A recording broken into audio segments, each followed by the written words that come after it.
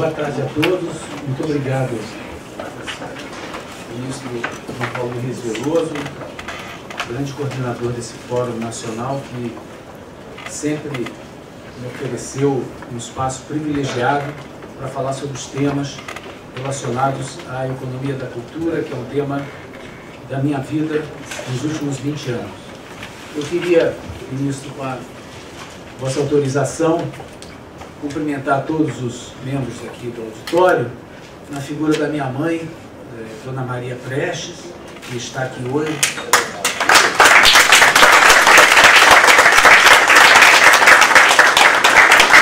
Queria dizer que, como relâmpago, aqui passou o João Roberto Kelly, o nosso grande amigo. Ele tinha prometido que vinha, mas ele veio aqui agora, mas disse que estava ocupado, tinha que sair, e pelo menos consegui tirar uma foto com ele, né?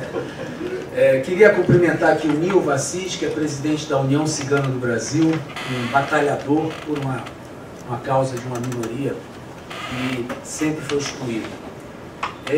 Antes de começar, eu queria dizer que com muita atenção eu ouvi a Mari Del Priore.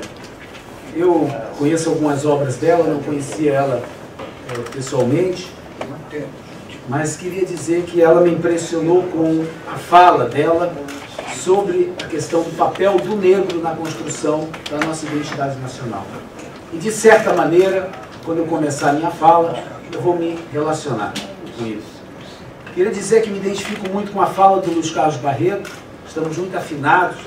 Todos aqui na sala receberam as publicações da revista que eu faço, a revista Inteligência Empresarial, e uma delas é dedicada ao tempo livre como ativo econômico, que foi muito importante na fala do Luiz Carlos Barreto. Queria dizer que, para o Hess, Daniel Hess, que o lucro e o não lucro é um debate eterno. O Leonardo da Vinci, antes de começar uma obra, conta a lenda, que ele dizia o seguinte: olha, tem algumas condições. A primeira é o seguinte: o preço é esse e eu não aceito o que você recusa. O segundo, eu vou pintar essa obra e na hora que eu pintar, enquanto eu estiver fazendo a obra, eu não quero que você veja nada do que eu estou fazendo. Em terceiro lugar, quando eu entregar a obra e você me pagar, eu não aceito devolução.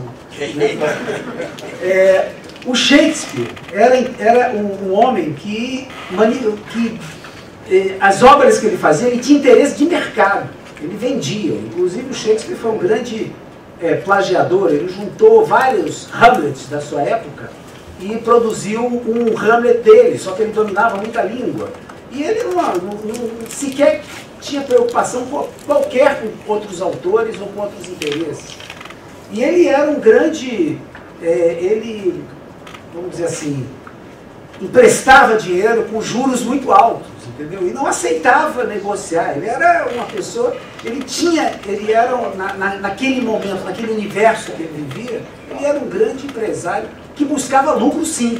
E ele vivia do lucro, né? É uma honra estar aqui também com o maestro, né, o Mitsuki, que eu consigo acompanhar o trabalho dele nas apresentações. Eu frequento teatro, estive na última semana, Daniel, em 3 obras de teatro, assistindo, mas também vou ao municipal, sempre que posso. E eu queria dizer que 700 mil reais para uma ópera é muito pouco, é até barato, né? Só no Brasil, né?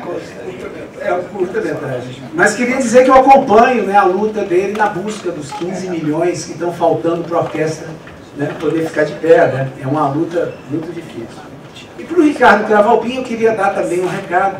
Na Síria, nos últimos 5 anos, morreram 400 mil pessoas por conta da guerra.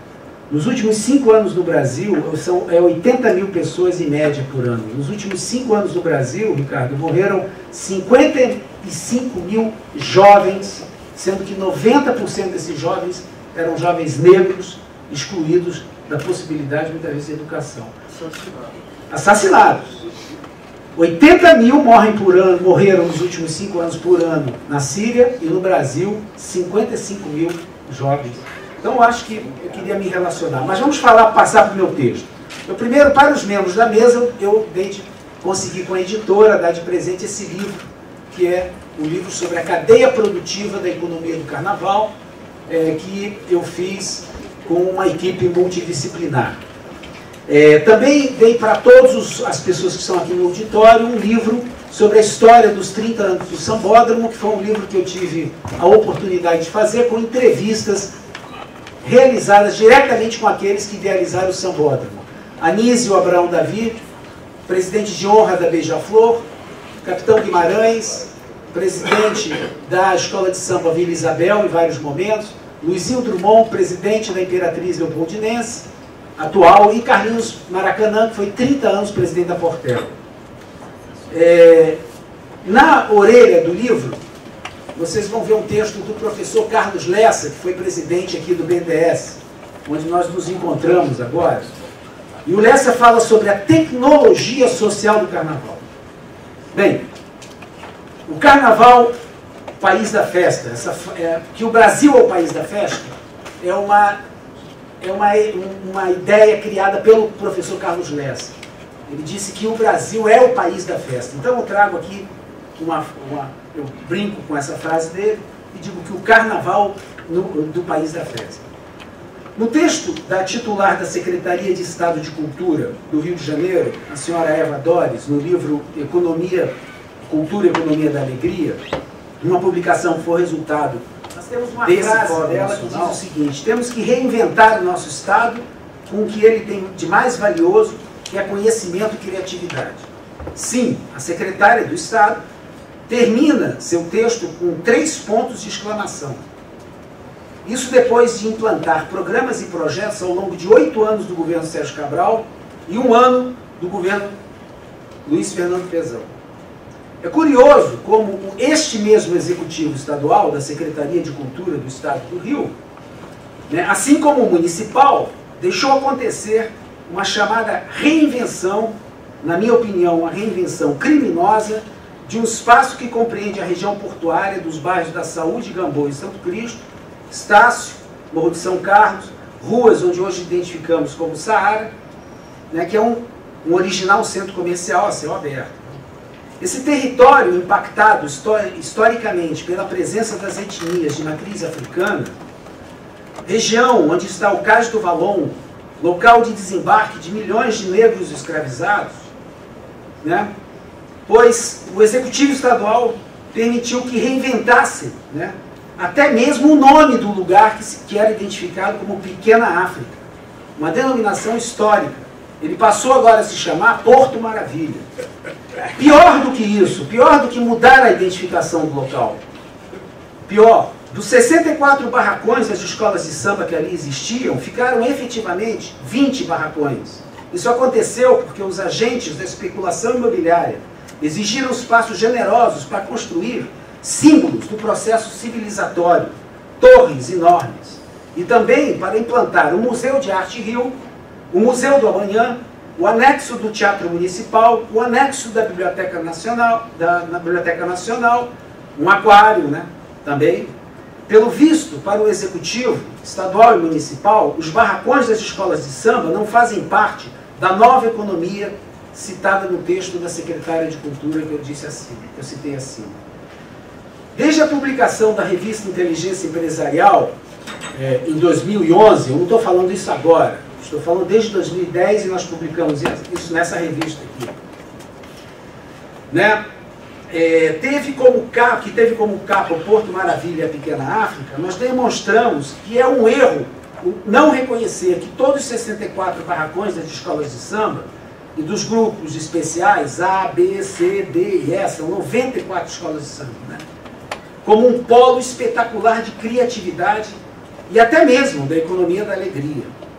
Como eu disse, são 94 grêmios recreativos de escolas de samba que realizam desfile na cidade do Rio de Janeiro, levando para as passarelas, a passarela do samba da Marquês de Sapucaí, mas a passarela do samba da Estrada Intendente Magalhães e Madureira, onde desfilam as escolas do grupo B, C, D e E. 110 mil desfilantes. Mas agora, meus amigos, acabou. A parte das escolas de samba que foram despejadas, cedendo espaço para o processo de embranquecimento da pequena África, né? Nós não vamos recuperar mais não. Isso foi perdido. Mas a Secretaria de Cultura do Estado poderá, com a ajuda do Instituto Estadual do Patrimônio Artístico, Histórico, Artístico e Cultural, colocar placas para identificar que ali existia uma área onde há 100 anos atrás, né, se falava em Yorubá, né, ali se fazia... É que nem o que foi feito pelo nosso atual prefeito, né, ele botou o nome dos VLTs, dos trens, o nome de João da Baiana e tal, né? Aí teve uma frase que um amigo meu disse, muito interessante, disse, ele fez isso para lembrar, para depois esquecer, né? Na minha introdução, né, se faz necessária, essa minha introdução se faz necessária por conta do entendimento do potencial do carnaval brasileiro, como fator de desenvolvimento econômico e social. A atividade que não tem rúbrica específica nas pastas municipais e estaduais, nem na federal, né? O governo federal também não tem rúbrica para carnaval. Quando as escolas de samba têm que buscar recursos, eles têm que entrar na rúbrica dança, né? Pois as políticas públicas brasileiras não identificaram ainda o potencial do maior mega evento cultural do mundo, nem mesmo em suas rúbricas. Como destaca o carnavalesco Milton Cunha, as artes carnavalescas não estão no radar dos gestores, nem mesmo nas rúbricas dos programas e projetos do Ministério da Cultura. O Brasil investiu 60 bilhões de reais nos últimos 5 anos na Copa do Mundo de Futebol e nos Jogos Olímpicos. No mesmo período, todo o carnaval do Brasil recebeu investimentos de cerca de 1 bilhão. 60 bilhões nos Jogos Olímpicos e na Copa do Mundo, e o carnaval, nesse mesmo período de 5 anos, 1 bilhão de investimentos. O Mundial de Futebol teve um impacto de 450 mil turistas. Os Jogos Olímpicos, de 600 mil turistas. Os 2 mega eventos esportivos trouxeram em movimentos para a cidade do Rio de Janeiro cerca de 4 bilhões. Neste mesmo período, de acordo com os dados do Ministério do Turismo, o carnaval de todo o Brasil teve um impacto de movimentação financeira, nos 5 anos, de 20 milhões de turistas, movimentando 12 bilhões de reais. O que demonstra que, do ponto de vista de custo-benefício, o real investimento no carnaval brasileiro se transforma em muitos outros reais. Existe uma densidade na cadeia produtiva do carnaval que precisa ser potencializada. Mas o carnaval não está nas rúbricas da burocracia, não consegue ter acesso ao regime diferenciado de contratações que a FIFA e o Comitê Olímpico Internacional tiveram para facilitar suas ações. Desta maneira, acontece amarrado à nossa legislação trabalhista arcaica, que não permite expansão da economia da festa. O Carnaval do Rio de Janeiro paga volumosas contas de energia elétrica e água, tanto da cidade do samba como no sambódromo. Gastos que foram aliviados para o melhor funcionamento da cidade olímpica. Importante lembrar que a Light, né, recentemente, propôs que os investimentos que a empresa que eles realizaram no Rio de Janeiro para atender a realização das Olimpíadas sejam rateados imediatamente junto à população.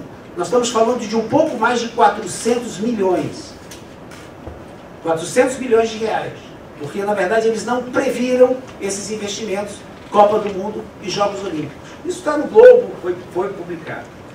A pesquisa realizada pelo Instituto de Economia do UFRJ, em 2014, liderada pela Camila Soares, que é engenheira de produção e presidente de uma escola de samba, ele foi patrocinado pelo Ministério de Ciência e Tecnologia. Reconheceu que o carnaval das escolas de samba constitui um importante sistema produtivo complexo e extremamente inovador, que necessita o reconhecimento e apoio, né, de todos aqueles, né, de todos os órgãos, né.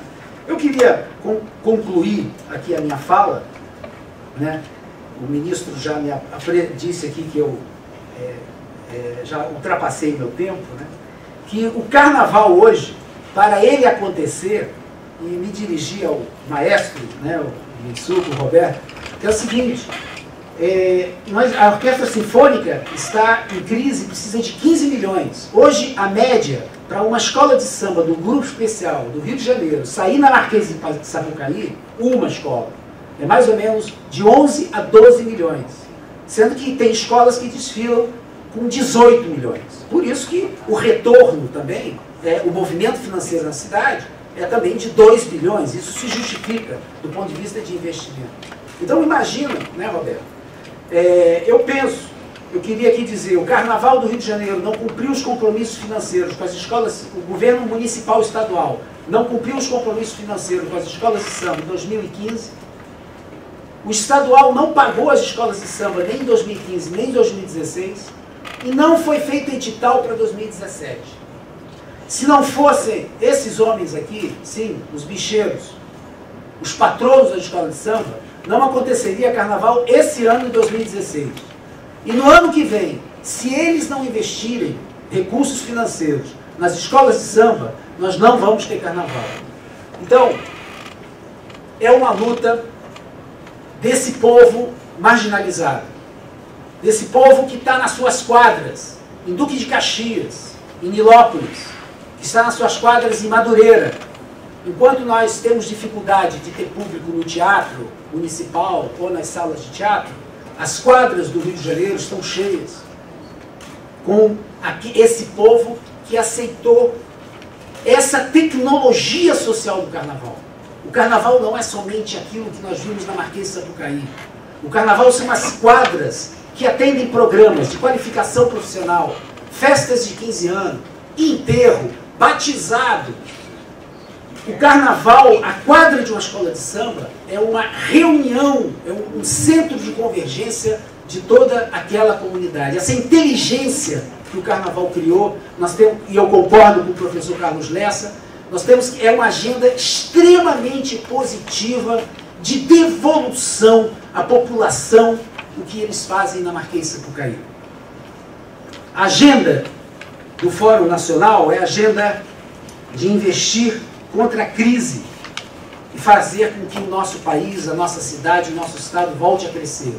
Vamos olhar para a tecnologia social do carnaval e tentar entender como que essa tecnologia permite a valorização da música, da dança, da coreografia, da cenografia, da iluminação, da arte que esse povo pobre, marginalizado, excluído das salas de teatro, porque em Anchieta, em Guadalupe, em São João de Meriti, você não tem a infraestrutura que tem na zona sul do Rio de Janeiro, no centro da cidade, que esse povo criou. Nós não temos a infraestrutura, criamos nossas quadras de escola de samba, criamos nossa festa, e todo ano, no horário marcado, no dia marcado, as escolas de samba abrem os portões e as rainhas de bateria, as comissões de frente, os ritmistas atravessam, chamando o Brasil para a economia da alegria, mostrando que o Brasil pode dar certo. Muito obrigado.